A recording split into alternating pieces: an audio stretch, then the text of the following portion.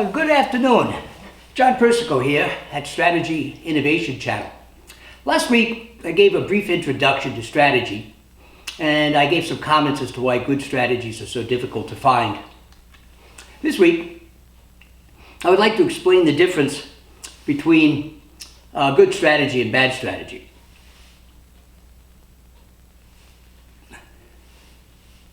Let's start with bad strategies. It might be easier to start that way and explain what I call the 5 major elements of a bad strategy. The first is lack of imagination. A number of years ago, I worked for W.T. Grant Company. In fact, when I first got out of the military, I was hired as a manager trainee. I worked for 2 years and was assistant store manager. During that time, I had tons of ideas on how W.T. Grant could do some things differently.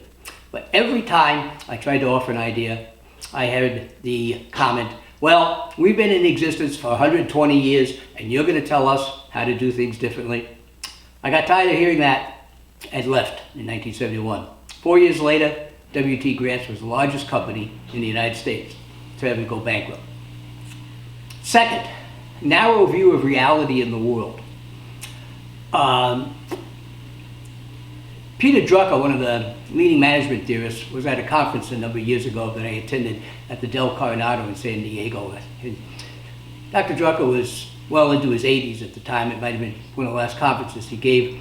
And he talked about the number one reason in his experience, in his years and years of management consulting, that companies went out of business. And he said the number one reason was their view of reality no longer matched the reality that was out there.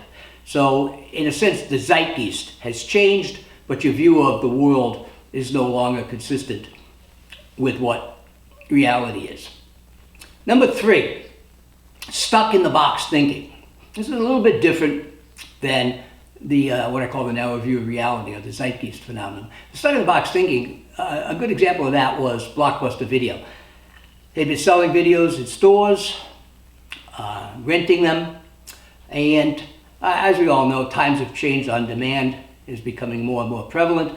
Netflix, Amazon Prime, Hulu. There's many different ways we can download and stream video today, and Blockbuster just totally ignored that trend. In fact, Blockbuster could have bought Redbox, which might have been a survival venue for them, but instead, from what I understand, was practically a discount price for $100 million or so, and instead, Blockbuster passed up the opportunity, and Blockbuster's history and Redbox is still selling. The fourth major problem with strategy is called I call it the Heraclitus syndrome. Heraclitus was a Greek philosopher who, in the probably about 400 before Common Era BCE, was noted for his view that the world was dynamic, not static. Nothing, he said, ever stayed the same. In fact, one of his favorite comments was, you never step in the same river twice. The world is always flowing, and you can't keep doing the same thing. The famous saying is, keep doing the same thing, expect different results.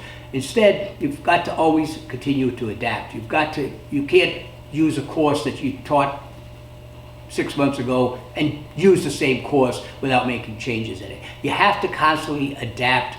And this is one of the problems with strategy. People think they could get strategy, make a strategy for 5 years, put it on the shelf. Well, the world changes too fast for just putting strategies in a box or on a sheet. There's got to be dynamic thinking to a strategy. The fifth major problem is I call the lessons from the past problem, or the Santayana problem. Santayana was a famous philosopher noted for his saying that those who forget the past are condemned to repeat it.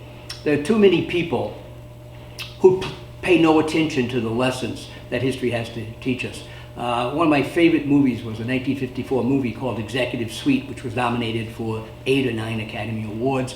And it portrayed the coming conflict, if you will, between producing quality products and producing low-cost, cheap products. And in the movie, of course, the quality products won out, and the good guys continued to be able to produce good products. In reality, as we can see all around us, the accountants and many companies are guided by accounting principles rather than quality management principles.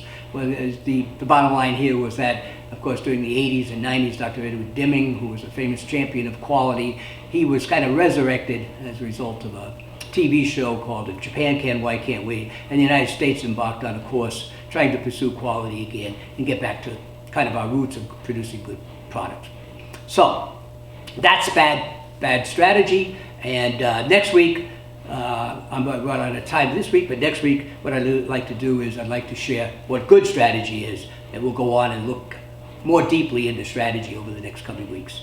Thank you very much.